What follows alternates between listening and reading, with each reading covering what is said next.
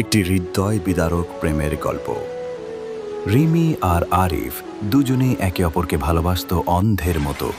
বিশ্ববিদ্যালয়ে প্রথম দেখা, তারপর বন্ধুত্ব, ধীরে ধীরে ভালোবাসায় পরিণত। 4 বছরের সম্পর্ক, হাজারটা স্বপ্ন, হাজারটা প্রতিশ্রুতি। কিন্তু জীবনে সব কিছু কি ঠিক পরিকল্পনা মতো চলে? রিমির পরিবার কখনোই তাদের সম্পর্ক মেনে নেয়নি। তারা চেয়েছিল রিমির বিয়ে হবে পরিবারের পছন্দের একজন প্রতিষ্ঠিত মানুষের সঙ্গে। অনেক অনুরোধ, অনেক কান্না, কোনো কিছুতেই কাজ হয়নি। রিমিকে জোর করে বিয়ে দিয়ে দেওয়া হয়। আরিফ খবরটা পেয়ে ভেঙে পড়ে। সে সেদিন শেষবারের মতো রিমির বাসার সামনে গিয়েছিল। রিমি বারান্দায় দাঁড়িয়ে কাঁদছিল, চোখে চোখ পড়েছিল কয়েক সেকেন্ডের জন্য।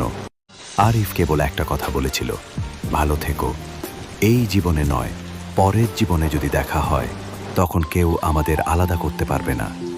তারপর সে আর ফিরে আসেনি। কেউ জানে না সে কোথায়, কেমন আছে।